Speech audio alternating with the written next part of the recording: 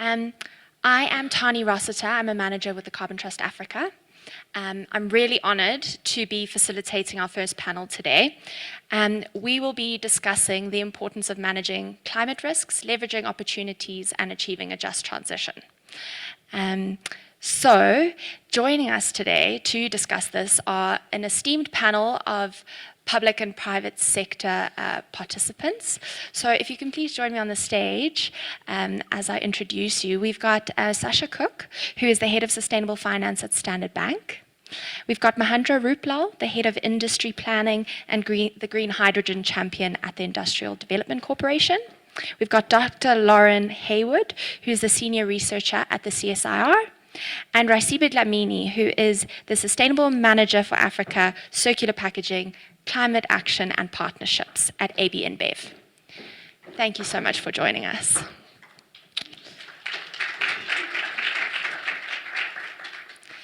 Great, I'm really looking forward to quite a practical discussion today, where we'll be discussing a host of challenges in corporate South Africa in managing climate risks. And we'll also be chatting about how collaboration can really support in unlocking and leveraging climate opportunities.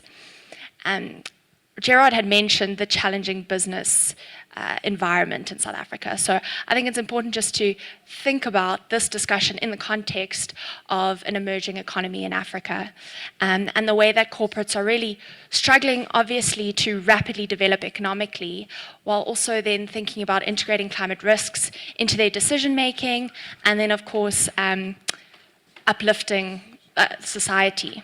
So in amongst all of this, it's really tough. But what we're finding is that corporates are leaning on each other, and they're leaning on the public sector in the way that they are tackling this challenge, which is great to see. So in the spirit of collaboration, I suppose, I'm really happy to see beside me a lot of perspectives from across the public and private sector. So I'm really looking forward to our discussion. And with that, I think I'll hand over to you guys to please introduce yourselves. And then while you're doing that, if you can also please just let us know, in your day-to-day role, how do you drive the just transition within your organization? Maybe start with you, Sasha, and we can move along. Thanks, Tani, and lovely to be here. So I'm Sasha Cook. I head up Sustainable Finance for Standard Bank. In terms of my day-to-day role, I suppose taking a step back, our net zero approach is really housed within our climate policy, and there's fundamentally, trying to simplify it, there's fundamentally two key mechanisms or levers that are complementary. On the one hand, we look at reducing exposures to high emitting sectors, and that will ultimately result in financed emissions reduction targets, which is a process. On the other hand, there are positive mobilization targets. So there are these two complementary levers. Sustainable finance, which is, my day-to-day responsibility, is more heavily focused on the positive mobilization targets, which really talks to mobilizing capital to drive positive impact. And that cuts across environmental and social impact. So I think that's kind of broadly how it fits into the group's approach. Thank you, and good morning to everyone. So I'm from the Industry Development Corporation. We're a DFI. So I think there's a lot of alignment in what Sasha mentioned from a funding perspective. But in addition to that, we have the the development targets as a DFI. So one of the things that we looked at was developing sustainable industrialization pathways. A paper we released at COP28, which I'll speak a bit more of that later. But from my perspective, I'm in the industry planning unit. It's a unit that was relatively newly created about 2 years ago. And the purpose is to identify those priority industries from a country perspective that we need to develop.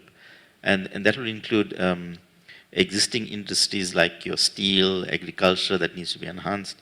It will include like your industries that needs to be evolving, like the NEVs or new energy vehicles that the keynote speaker spoke about, and or new industries like green hydrogen that we're developing. And I think fundamental to that is also the project development that we do. So we do fund feasibility studies or pre-feasibility and feasibility studies in partnership with the private sector. we have a special instrument that we use. It's a risk instrument, risk equity instrument, where we put in money into project development. And I think, that's key to getting businesses on the ground. And that's basically what we're driving on a day-to-day basis from our side, is sourcing those projects to develop these new industries. But also addressing the enablers. So in addition to just doing the investment in projects, there's enablers like getting the right policy in place, which we support. Looking at incentives, we recently developed the NEV incentives together with the DTIC, and other enablers like getting your regulations right, sourcing funding, developing funds, etc. And finally, and very importantly, I think relevant to today, is also ensuring that there's the socio-economic aspects addressed when we invest in these projects. And that will include participation from communities. How do we set up structures to get the community involved, and also developing the skills that's required for those industries. Thank you. Good morning, everyone. I'm Lauren Hayward. I'm a senior researcher at the CSIR. For those of you who don't know what that acronym means, it's the Council of Scientific and Industrial Research. The CSIR is actually an entity of the Department of Science and Innovation. And so as the organization, the CSIR has a critical role in supporting the public and the private sector through directed research in order to meet the country's critical priorities. In my research group at the CSR, we are responsible for supporting meeting the SDG 12, which is about sustainable consumption and production, and also supporting the country's transition to a circular economy. With regards to my research and my day-to-day work, I'm really interested in infusing sustainability science with business management, business reporting, and strategy development. And when I talk about sustainability science, I'm really talking about embracing the interconnected relationships between humans and nature. So, and we commonly refer to that as the social ecological system. So my interest is really about trying to enable businesses to understand that interconnected relationship they have with that social ecological system, so that they can really start unpacking what those risks and uncertainties are in that system, and how that we can also look at defining and developing solutions and innovations that can look at how we can build the resilience of those social ecological systems. So in terms of the just energy transition or the just transition, the research that we do kind of moves beyond just helping businesses to understand how to decarbonize. We really try to look at it from a systems perspective, really letting businesses understand the connections or the inclusivity between net zero and nature positive, so that they can really implement mitigation and adaptation measures in our transition to a low carbon economy. Thank you. Thanks. Good morning, everyone. My name is Raisibe, and I'm the Sustainability Manager at AB InBev Africa. I am responsible for two of our, what we call ESG priorities, namely circular packaging and climate action. And, our role as a function, first of all, sustainability sits within procurement, so it definitely has a commercial lens to it. But we are responsible for the implementation, for the strategy around our sustainability goals. So that speaks to smart agriculture, making sure our farmers are skilled, connected, and financially empowered. Water stewardship, so making sure that our sites and high-risk areas have measurably improved water availability and quality. Climate action, big one for us. More so around ensuring that we reduce our carbon emissions by 25%, and also making sure that we contract our 100% of our purchased electricity is contracted to renewable sources. And then lastly, it's looking at circular packaging, so making sure that our products, so our beers, our Castle Lights, Coronas, Budweisers, are packaged and are made in packaging that is either returnable or made from majority recycled content. So yeah. Thank you so much.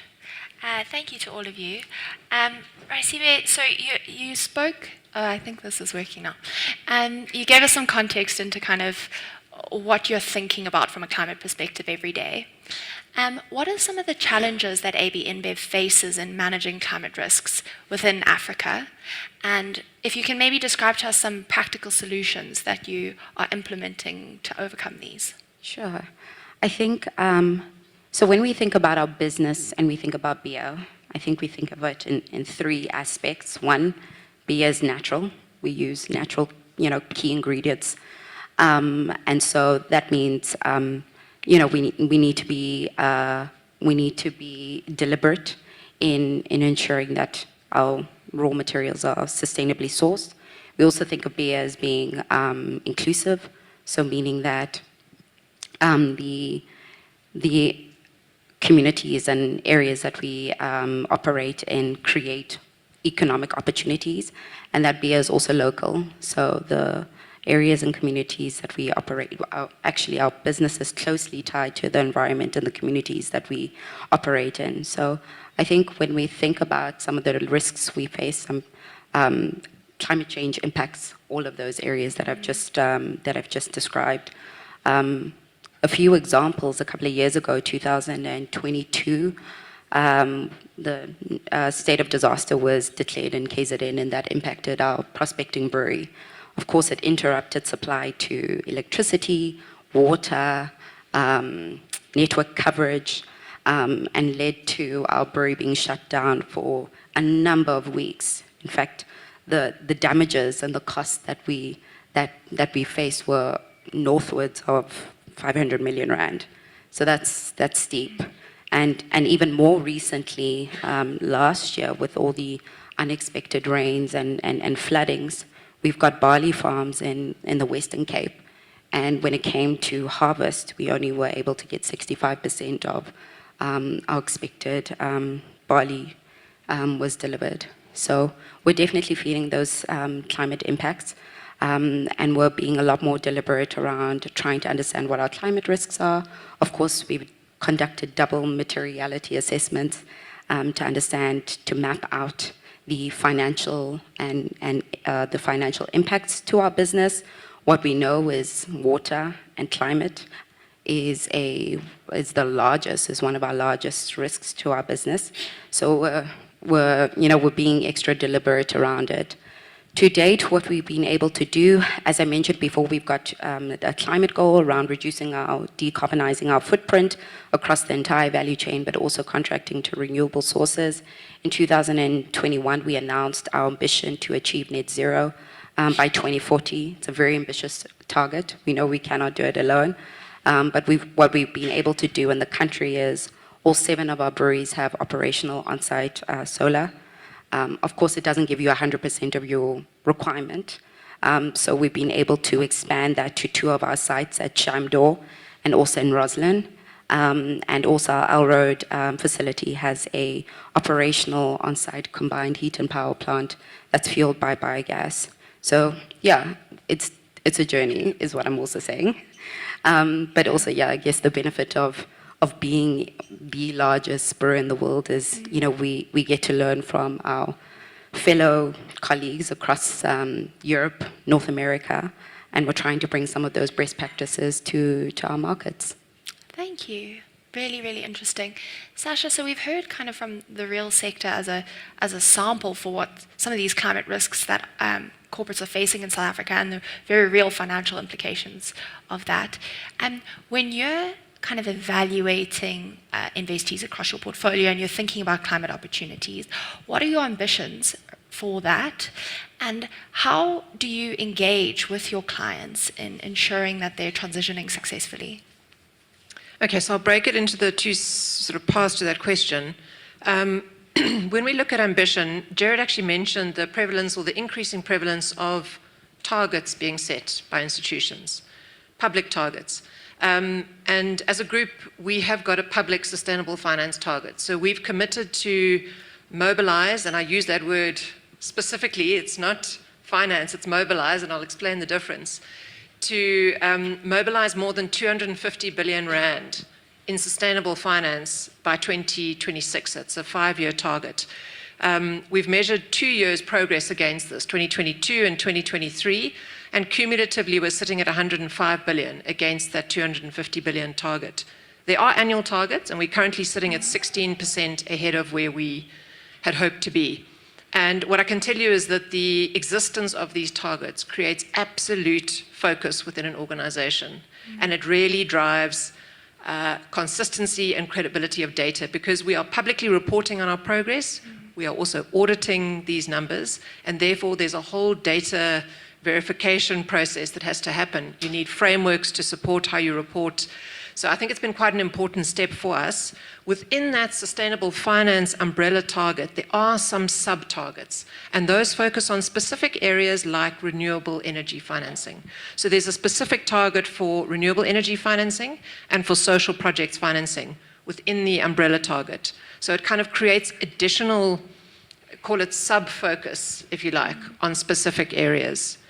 I think another interesting piece attached to that ambition is the fact that last year we mobilized, 2023, we mobilized 50 billion rand. 30% of that was from Africa regions, which we're really proud of. You know, as one of the largest banks in Africa, I think it's really important that we may be developing and building out a center of excellence in South Africa, but actually the opportunity for us lies across the continent.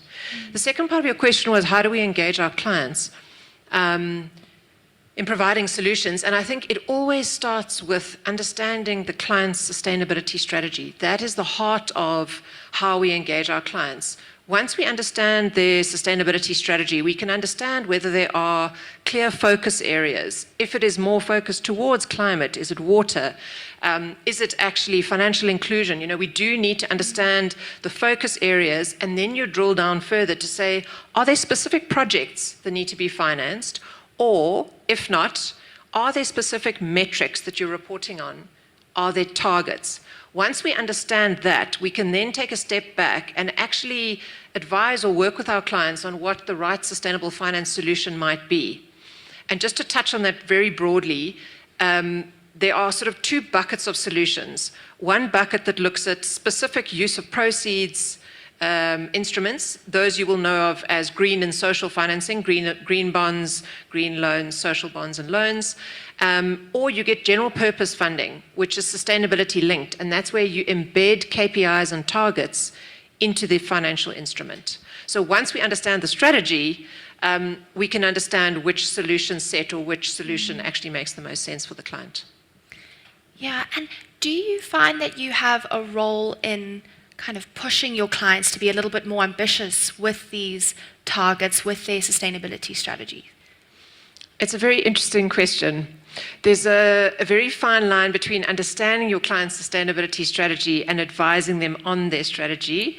However, what I can tell you, so broadly, I would say it's more around actually engaging our clients and understanding their strategy. However, from a credibility point of view, if you look at the bucket of solutions that I mentioned called sustainability linked, where you embed KPIs into the financing and you actually set targets, there are a set of principles, there are voluntary guidelines that exist in the market that are there for both loan markets, and that's published by the Loan Markets Association, and for bonds or capital markets instruments. So there you've got ICMA, or the International Capital Markets Association.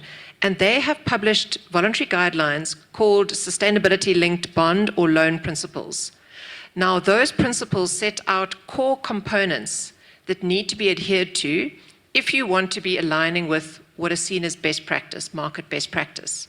So two of the key components for sustainability-linked instruments are the selection of KPIs. They need to be core and material to the business, okay? To give you an example, as a bank, if I were to look at embedding a KPI and I was looking at paper usage in the office, very hard to argue that that's material. You need to be looking at financed emissions or something that really is material to your business. The second core component, which comes back to your question, is looking at the calibration of the targets. How ambitious are the targets? And so the principles do require analysis to be done whereby you benchmark the target. You benchmark it against historical performance of the corporate itself. You also benchmark it against peers or external benchmarks where those are available. And that's to demonstrate sufficient level of ambition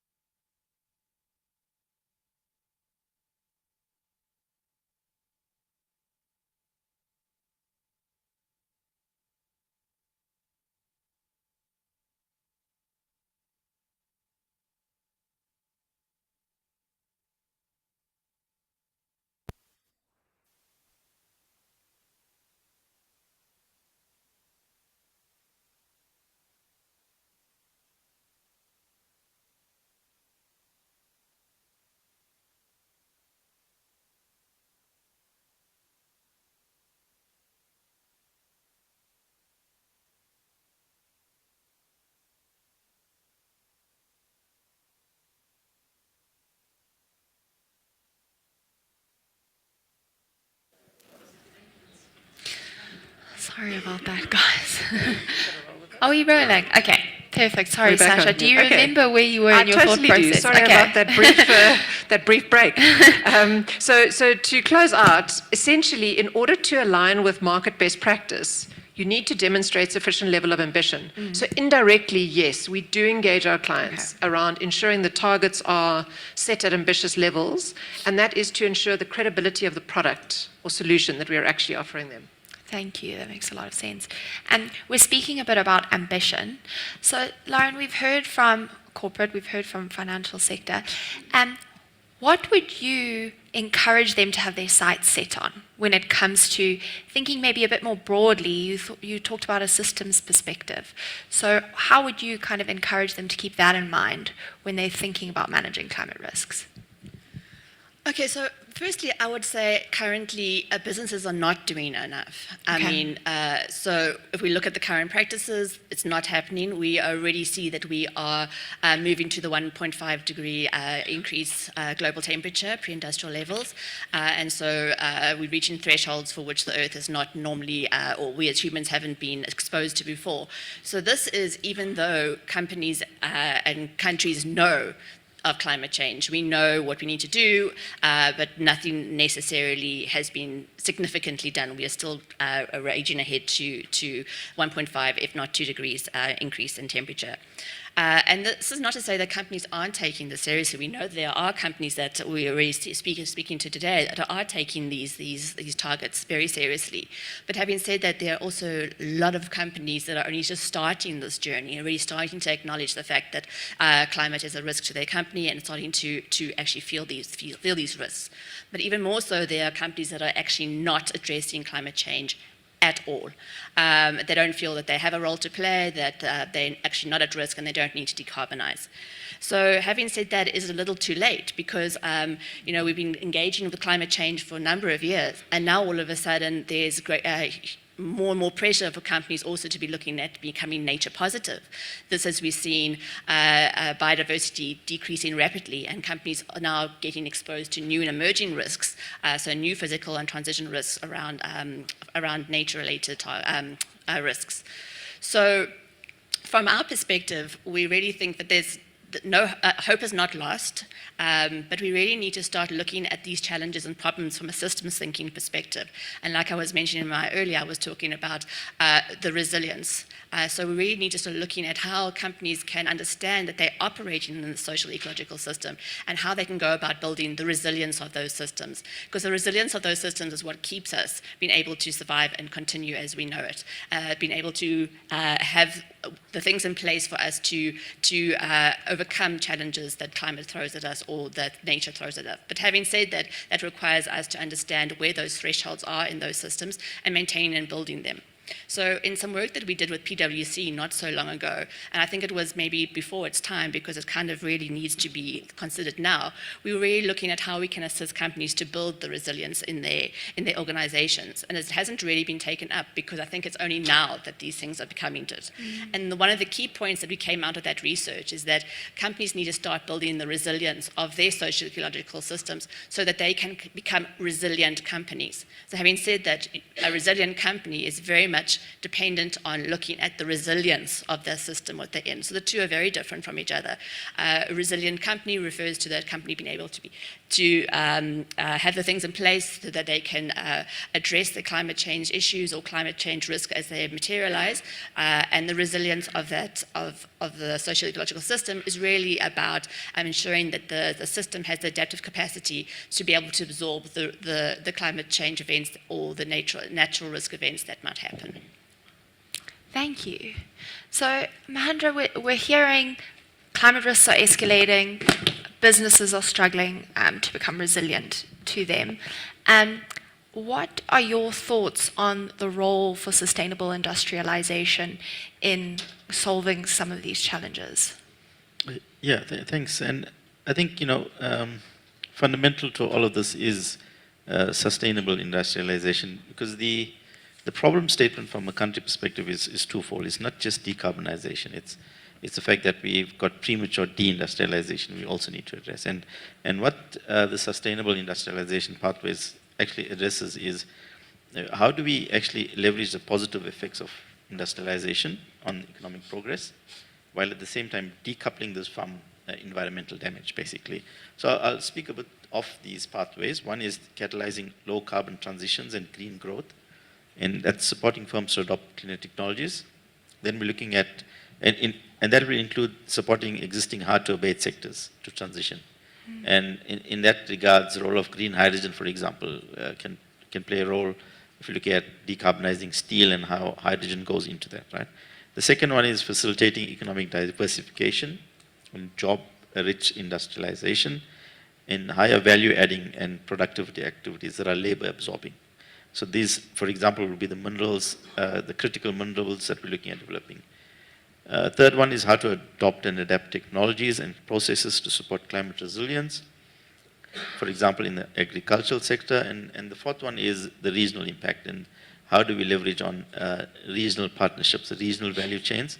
And this includes, again, the critical minerals in SADC. How do we work with SADC countries in developing the critical minerals that goes into these relevant industries. And I think the objective is to focus on creating long-run inclusive growth and employment, and at the same time, how we leverage we've got the abundance of renewable energies, we've got the abundance of critical minerals. How do we leverage that to get international competitiveness? Thanks. Thank you, thank you. You mentioned green hydrogen, which I'm really interested in as an opportunity for South Africa. Does it not present in itself some additional challenges? Yeah, so that's a good question, and so going back to why we're doing green hydrogen is to understand the problem statement. So we need to do it. It does contribute to sustainable industrialization. So we've shown that. And yes, it does have its challenges. So some of the challenges include the fact that it's a green premium product, right? You've heard of the green premium. So your greener products will come at a premium, and how do we get the prices down? In green hydrogen, there's also the energy and water security challenges we need to address, infrastructure requirements, some of those. So all of those were considered when we developed the green hydrogen commercialization strategy last year, which was approved at Cabinet in October, and then that fed into the JET IP document that the keynote speaker spoke about in November last year. And I think, going forward, so it is a fundamental contributor to sustainable industrialization. It's not a silver bullet. It's one of the pathways, falls under one of the pathways, but it's going to help with those hard-to-abate sectors. The Green Hydrogen Commercialization Strategy, public document, and the JET IP both shows how we can address these challenges that I mentioned. And I think going forward, it's the structures that we created. The keynote speaker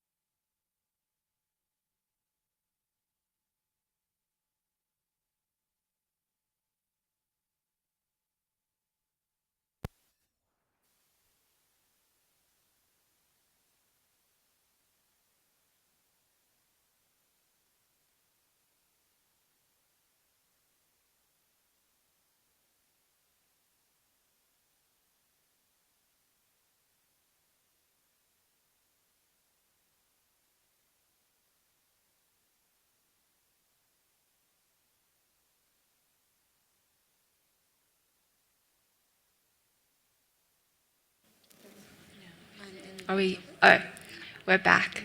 Mahendra, I'm so sorry. Do you remember what thought Yes. you were on? So in summary, I think green hydrogen, will contribute to sustainable industrialization.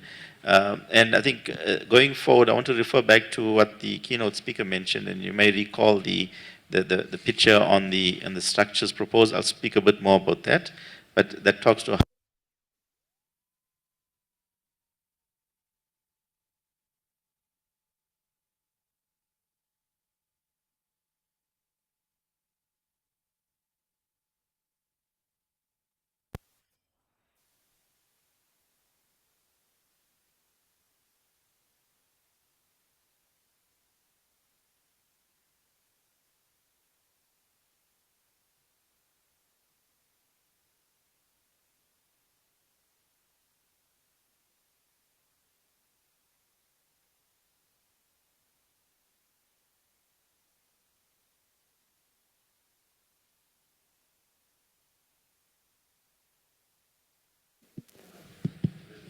Yeah, I think we're back. So I'll end there, Tanya. I think Okay. what I was going to talk about is the Sorry.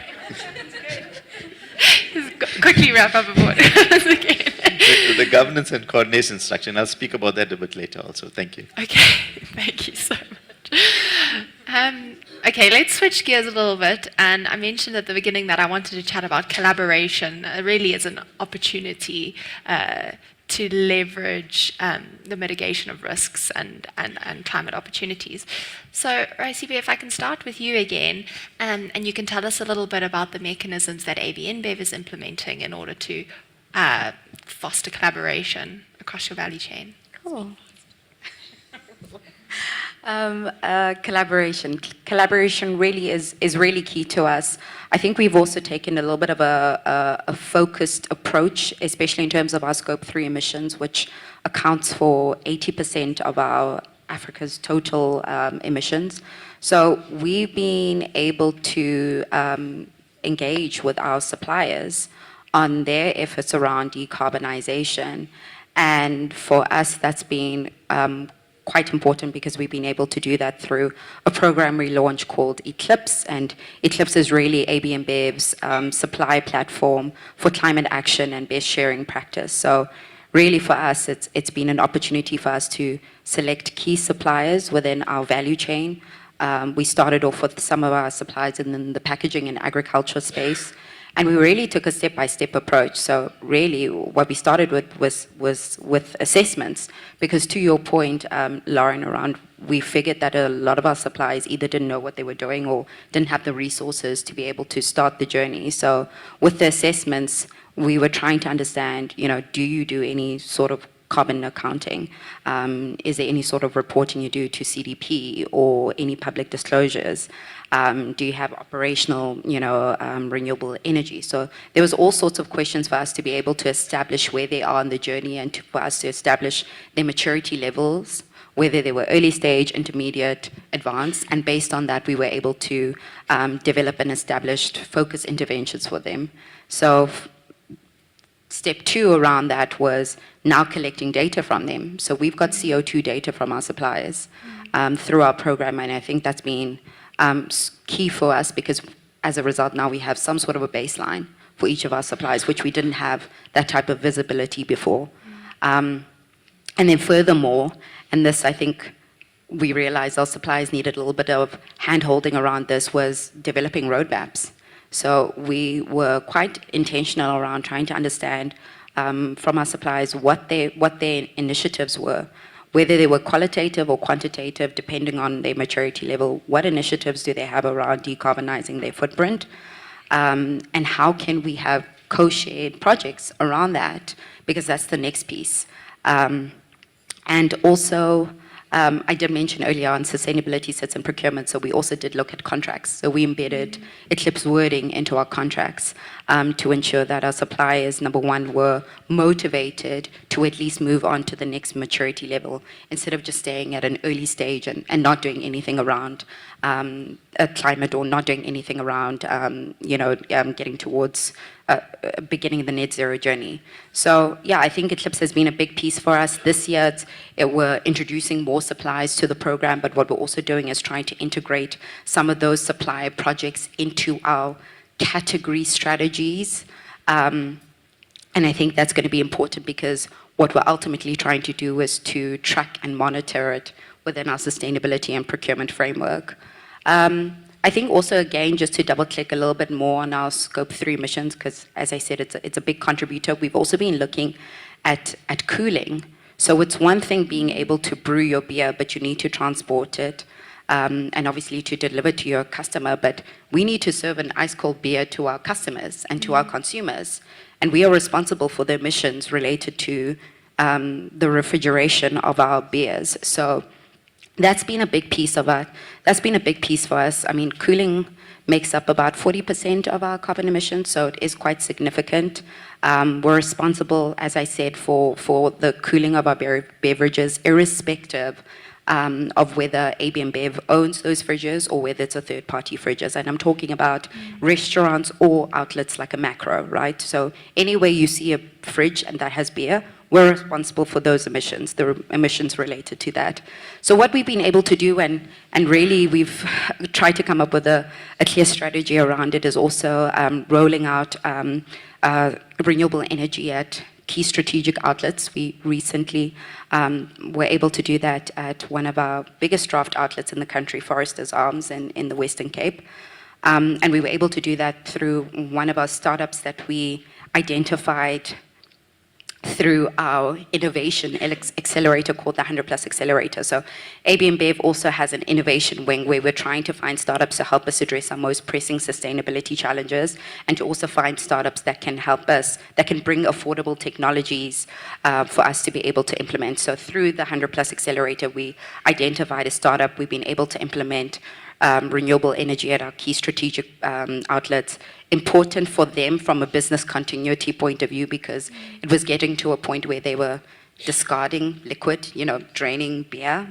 And important for us, of course, from an emission point of view, but also important for us because it enabled us to strengthen the relationship we have with our suppliers by providing them with technical expertise. So we help them on the contracting piece of it, and also the funding. The funding element is quite a big piece, and that's been a point where we've been able to co-fund with our outlets on that. So we're scaling that, we're rolling that out to more strategic outlets. We're also looking at our taverns as well. We're rolling out renewable solutions to 500 of our taverns in the country.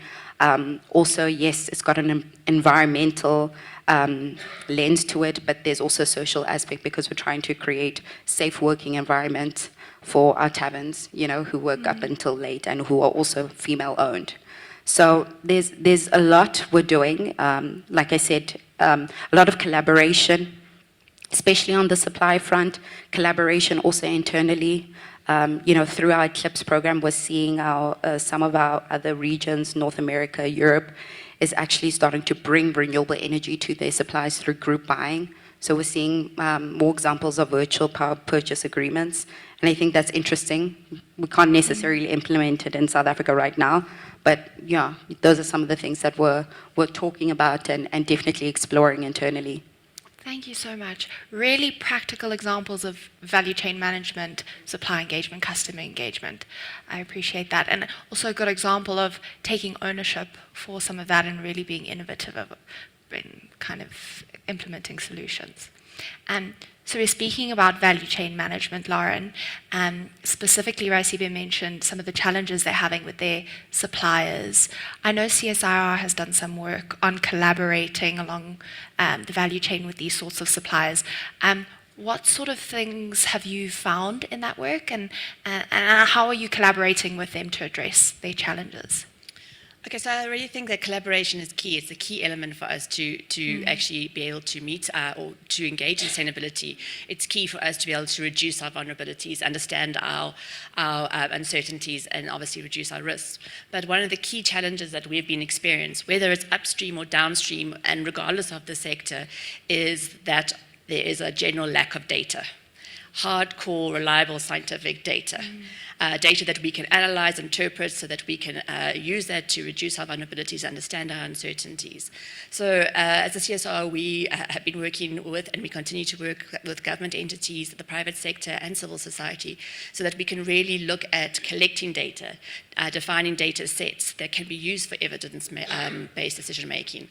But the problem is data is always going to be a problem. The problem with data is the funding available for us to collect data. Who owns the data? Where's the data stored? How do you access the data? The scalability of the data, and more importantly, how is data going to get updated? So I think that's for us is one of the biggest challenges, and it will actually, if we can work mechanisms in which where we can share knowledge, share data, collect data amongst us, that will actually lead to greater collaboration and greater knowledge sharing and more evidence-based decision making, which will enable us to actually see our challenges and to reduce our risks. Thank you. Thank you. That's really interesting. Unfortunately, we're running out of time a little bit, so I'm going to ask you, Sasha and Mahendra, to be as brief as you can. Well, I'm sure you've got some really interesting points to conclude on. But Sasha, as an African bank, How do you define your role in fostering collaboration? So, Recibe, as you were talking, I was making copious notes because we're going to have a meeting after this. I mean, so for me, collaboration, we will not drive impact without collaborating, and we collaborate on multiple fronts. With our clients is a key way of collaborating. And as you were talking about what you're doing with your suppliers in the supply chain, we have got supply chain financing solutions that could further incentivize some of these behaviors, whether it's to drive the positive climate or social impact. You know, working with your scorecard or categories, we could actually provide preferential terms, preferential pricing to suppliers that are able to move, as you say, from the one level to the next level, and really align with what you're looking to achieve and almost accelerate it to some extent. So I'm going to be asking you for a meeting. But I think if I think of collaboration more broadly, and trying to be brief, I think collaborating with other funders is a key aspect. And here is where blended finance comes in. And it's been mentioned a couple of times already this morning. But really being able to work with DFIs, commercial banks, and other funders to mobilize capital. And I keep on using that word, mobilize, because really we do need to crowd in capital for some of these requirements where there's just such a significant funding gap. I mean, one example of where we did that was we've recently announced an investment into Acre Impact Capital, which is a blended finance vehicle focused on driving infrastructure investment on the continent. And we invested alongside DFIs, impact funds, and other commercial banks. And I mean, I think we do need some of these more innovative blended finance structures to really drive positive impact. The last point on collaboration, which is slightly unrelated, is talking about skills development. So within an organization like Standard Bank, skills development in the area of sustainability is also a challenge.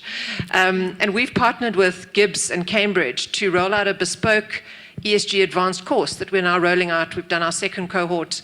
We've also partnered with Microsoft in our business and commercial bank to provide I think it's called a Sustainability Academy, which is actually content for our SME clients who also require upskilling in this area. So, it's not just on the financing and mobilization of finance, it's also on the skills development and awareness where collaboration is required. Thank you. I'm glad we could foster some connections using this platform. Mahendra, we'll close with you. Speaking of blended finance, how does the IDC leverage public-private partnerships in trying to accelerate the transition? Yes, thanks. So I think firstly we've got the collaboration with industry and the private sector in developing projects. I mentioned that earlier. Then secondly, it's creating those funds. Firstly, sourcing grant funds is one of the things we're doing with hydrogen. Recently, we've sourced grant funds from the KfW in Germany, but also developing blended finance solutions as the H2SA fund that we're now developing for the hydrogen sector. Now, collaboration, I also wanted to touch a bit more on the structures that was created in JET IP. And if you look at the document, you'll see the first speaker spoke about the different portfolios. Amongst those, green hydrogen and NVs is what IDC is driving. And within that is a formal structure created to ensure that we do collaborate with the people implementing the action plans, but at the same time, advisory committees. Now, these advisory committees will include community, labor, government, private sector, and research institutes. And that's a formal structure that we're now mobilizing to ensure collaboration is happening at that level. And I think if I want to end with 5 points from my side on, how we really get things moving from a collaboration perspective. We speak a lot and make a lot of announcements, but the first point is we need to be action plan driven. And that entails largely second point is projects on the ground. Third point is moving with speed. Now, there's a saying that if we move with speed, we leave people behind. That may be true, but we need to do both. We need to move with speed and not leave anyone behind. And the reason for that is we're competing in a global market, and if we don't move with speed, we will lose competitive advantage quickly. I think the fourth one is, which I want to mention, is codependency between the big players and the small players. So we need big projects to get scale, etc. But then what about the SMEs? They need to have a codependent relationship to be able to supply the equipment and other services. And I think the fifth point in collaboration is that I mentioned the enablers earlier. So in addition to doing the investments, there's also these enablers. that need to be addressed in parallel. And those are getting funding in, sorting out policy, regulations, skills, etc. Thanks, I'll end with that. Thank you. And I couldn't agree with those 5 points more. I think it's a really, really good place to stop. Thank you to our panelists for that thoughtful discussion and for the preparation that went into it and for making the time to be here. I really appreciate it. And I hope the audience got some food for thought as well. And we're going to stop now for a 15-minute coffee break. So that takes us to 22:11. Apologies, we're running a little bit late. But if then you could please join us for our second panel discussion, which will be on the role of corporates in building a climate resilient South Africa. Thank you.